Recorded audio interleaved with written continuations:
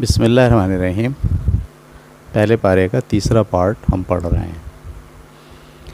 اور یاد کرو جب ہم نے بنی اسرائیل سے عہد لیا کہ تم اللہ کے سوا کسی کی عبادت نہ کرو گے، اور والدین کے ساتھ اور قرابت مندوں اور یتیموں اور مسکینوں کے ساتھ حسن سلوک کرو گے، اور عہد لیا کہ لوگوں سے اچھی بات کہو اور نماز کا اہتمام کرو اور زکوٰۃ ادا کرو، پھر تم میں سے تھوڑے لوگوں کے سوا تم سب اس سے پھر گئے، اور حقیقت یہ ہے کہ تم پھر جانے والے لوگ ہی ہو۔ اور یاد کرو جب ہم نے تم سے عہد لیا کہ آپس میں خون نہ بہاؤ گے اور اپنے لوگوں کو اپنی بستیوں سے نہ نکالو گے، پھر تم نے اقرار کیا اور تم اس کے گواہ ہو، پھر یہ تم ہی ہو کہ اپنوں کو قتل کرتے ہو اور اپنے ہی ایک گروہ کو ان کی بستیوں سے نکالتے ہو، اس طرح کہ ظلم اور حق تلفی کے ساتھ ان کے خلاف ایک دوسرے کی مدد کرتے ہو۔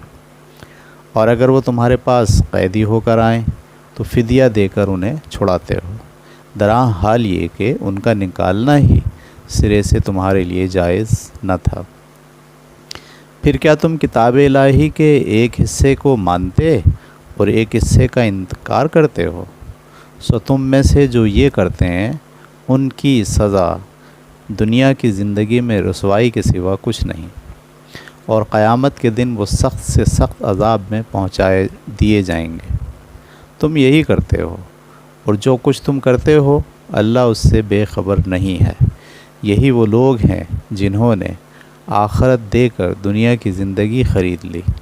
اس لیے اب نہ ان کا عذاب ہی ہلکا ہوگا اور نہ کوئی مدد انہیں پہنچے گی۔ اور ہم نے موسیٰ کو کتاب دی تھی اور اس کے پیچھے پے در پے اپنے پیغمبر بھیجے تھے، اور مریم کے بیٹے عیسیٰ کو ان سب کے بعد کھلی کھلی نشانیاں دیں اور روح الاقدس سے اس کی تائید کی۔ تو جانتے ہو کہ ان کے ساتھ تمہارا رویہ کیا رہا۔ پھر کیا یہی ہوگا کہ جب بھی ہمارا کوئی پیغمبر وہ باتیں لے کر آئے تمہارے پاس آئے گا جو تمہاری خواہشوں کے خلاف ہوں گی، تو تم اس کے سامنے تکبر ہی کرو گے؟ پھر ایک گروہ کو جھٹلا دو گے اور ایک گروہ کو قتل کرو گے، اور یہ وہ لوگ ہیں کہ انہوں نے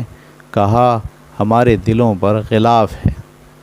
نہیں، بلکہ ان کے اس کفر کی وجہ سے اللہ نے ان پر لعنت کر دی ہے، اس لیے اب یہ کم ہی مانیں گے۔ اور یہ وہ لوگ ہیں کہ جب اللہ کی طرف سے ایک کتاب ان کے پاس آئی ان پیشین گوئیوں کی تصدیق میں جو ان کے ہاں پہلے سے موجود ہیں، اور اس سے پہلے یہ اسی کے حوالے سے اپنے دین کا انکار کرنے والوں کے خلاف فتح کی دعائیں مانگ رہے تھے، پھر جب وہ چیز ان کے پاس آ گئی جسے وہ خوب پہچانے ہوئے تھے، تب وہ اس کے منکر ہو گئے۔ سو اللہ کی لعنت ہے ان منکروں پر۔ کیا ہی بری ہے وہ چیز جس کے بدلے میں انہوں نے اپنے آپ کو بیچ دیا، کہ محض اس بات کی ضد میں کہ اللہ اپنے بندوں میں سے جس پر چاہے اپنا فضل اتارے، یہ اس چیز کا انکار کر دیں جو اللہ نے اتاری ہے، سو یہ غضب پر غضب کما لائے،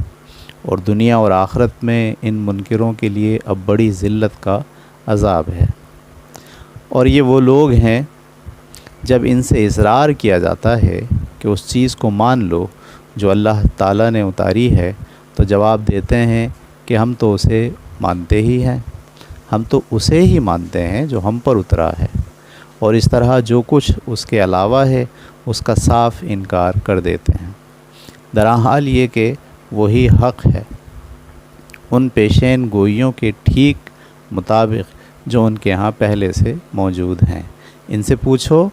وہ ہدایت جو تم پر اتری ہے اگر تم اس کے ماننے والے ہو تو اس سے پہلے پھر اللہ کے ان نبیوں کو قتل کیوں کرتے رہے ہو جو تمہاری طرف آئے؟ اور حقیقت یہ ہے کہ موسیٰ تمہارے پاس کھلی ہوئی نشانیاں لے کر آیا،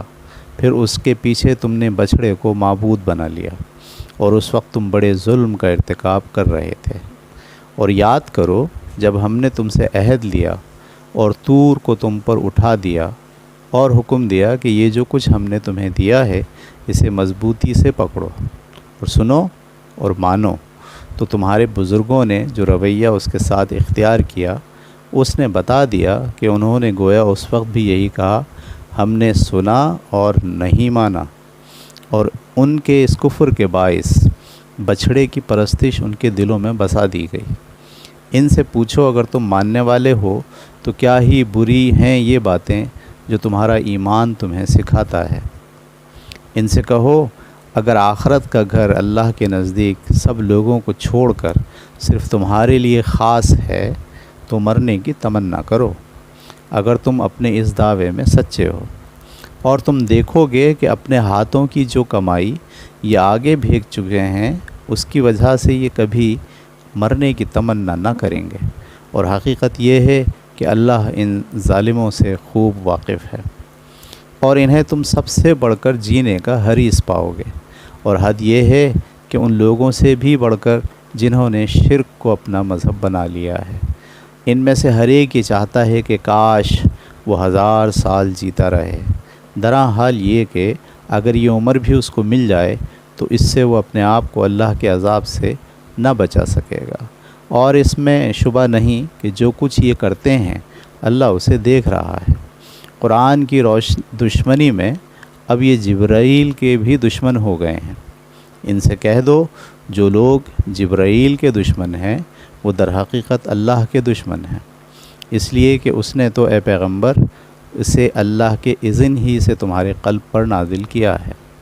ان پیشین گوئیوں کی تصدیق میں جو اس سے پہلے موجود ہیں، اور ان لوگوں کے لیے ہدایت اور بشارت کے طور پر جو ایمان والے ہیں۔ انہیں معلوم ہونا چاہیے کہ جو اللہ اور اس کے فرشتوں اور اس کے رسولوں اور جبرائیل اور میکائیل کے دشمن ہیں تو اللہ بھی ایسے کافروں کا دشمن ہے۔ اور اس قرآن کی صورت میں اے پیغمبر ہم نے تم پر نہایت واضح دلیلیں اتار دی ہیں، اور حقیقت یہ ہے کہ انہیں صرف اس طرح کے نافرمان ہی نہیں مانتے۔ کیا یہی ہوتا رہے گا کہ جب کوئی عہد باندھیں گے ان میں سے ایک گروہ اسے اٹھا کر پھینک دے گا؟ بلکہ حق یہ ہے کہ ان میں سے اکثر تو ایمان ہی نہیں رکھتے۔ اور اب بھی یہی ہوا ہے کہ جب اللہ کی طرف سے ایک پیغمبر ان پیشین گوئیوں کے مطابق ان کے پاس آ گیا ہے جو ان کے ہاں پہلے سے موجود ہیں، تو یہ لوگ جنہیں کتاب دی گئی ان میں سے ایک گروہ نے اللہ کی اس کتاب کو اس طرح اپنی پیٹھ کے پیچھے پھینک دیا گویا وہ اسے جانتے ہی نہیں، اور پیغمبر کو ضرر پہنچانے کے لیے اس چیز کے پیچھے لگ گئے جو سلیمان کی بادشاہی کے نام پر شیاطین پڑھاتے تھے۔ یہ اسے سلیمان کی طرف منسوب کرتے ہیں، درا حال یہ کہ سلیمان نے کبھی کفر نہیں کیا بلکہ شیطانوں نے کفر کیا۔ وہ لوگوں کو جادو سکھاتے تھے اور اس چیز کے پیچھے لگ گئے جو بابل میں 2 فرشتوں ہاروت و ماروت پر اتاری گئی تھی، درا حال یہ کہ وہ دونوں اس وقت تک کسی کو کچھ نہ سکھاتے تھے جب تک اسے بتا نہ دیں کہ ہم تو صرف آزمانے کے لیے ہیں، اس لیے تم اس کفر میں نہ پڑو۔ پھر بھی یہ ان سے وہ علم سیکھتے تھے جس سے میاں اور بیوی میں جدائی ڈال دیں،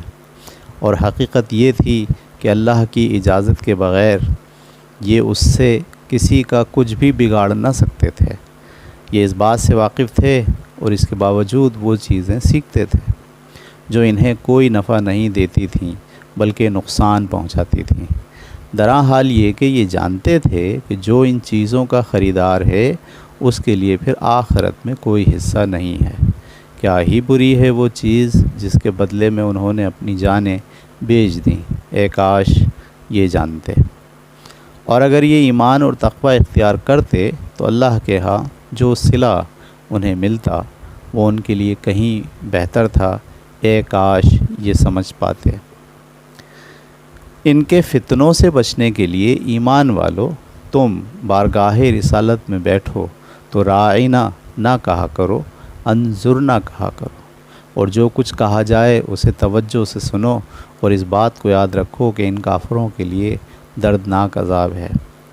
اہل کتاب ہوں یا مشرکین، ان میں سے جن لوگوں نے کفر کیا ہے وہ نہیں چاہتے کہ تمہارے پروردگار کی طرف سے کوئی خیر تم پر نازل کی جائے۔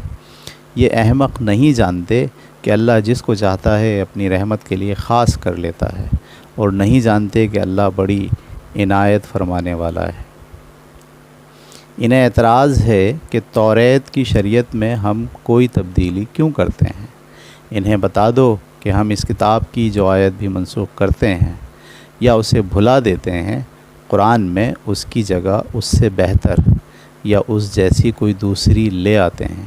کیا تم نہیں جانتے لوگو کہ اللہ ہر چیز پر قدرت رکھتا ہے؟ کیا تم نہیں جانتے کہ زمین اور آسمانوں کی بادشاہی اللہ ہی کے لیے ہے؟ وہ جس کو چاہے گا اپنی شریعت کا حامل بنا دے گا، اور تم اگر اس کا یہ فیصلہ نہیں مانتے تو اللہ کے سوا تمہارے لیے اس دنیا میں پھر کوئی دوست ہے اور نہ کوئی مدد کرنے والا۔ ان کی پیروی میں ایمان والو، کیا تم بھی اپنے رسول سے اسی طرح کی باتیں پوچھنا چاہتے ہو جس طرح کی باتیں اس سے پہلے موسیٰ سے پوچھی گئی تھیں؟ تمہیں معلوم ہونا چاہیے کہ یہ ایمان کا طریقہ نہیں ہے، اور معلوم ہونا چاہیے کہ جس نے ایمان کو کفر سے بدلا وہ پھر سیدھی راہ سے بھٹک گیا۔ بہت سے اہل کتاب محض اپنے حسد کی وجہ سے یہ چاہتے ہیں کہ تمہارے ایمان لانے کے بعد وہ پھر تمہیں کفر کی طرف پلٹا دیں، اس کے باوجود کہ حق ان پر اچھی طرح واضح ہو چکا ہے۔ سو ان سے درگزر کرو اور نظر انداز کرو یہاں تک کہ اللہ اپنا فیصلہ صادر کر دے۔ بے شک اللہ ہر چیز پر قدرت رکھتا ہے، اور ان کے فتنوں کا مقابلہ کرنے کے لیے نماز کا اہتمام رکھو اور زکوٰۃ ادا کرتے رہو، اور یاد رکھو کہ جو نیکی بھی تم اپنے لیے آگے بھیجو گے اسے تم اللہ کے ہاں پالو گے۔ اس میں شبہ نہیں کہ جو کچھ تم کر رہے ہو اللہ اسے دیکھ رہا ہے۔ یہاں پر تیسرا حصہ کمپلیٹ ہوا۔ انشاءاللہ کل ہم پہلے پارے کا چوتھا اور آخری حصہ آپ کو پڑھ کر سنائیں گے۔ اللہ حافظ۔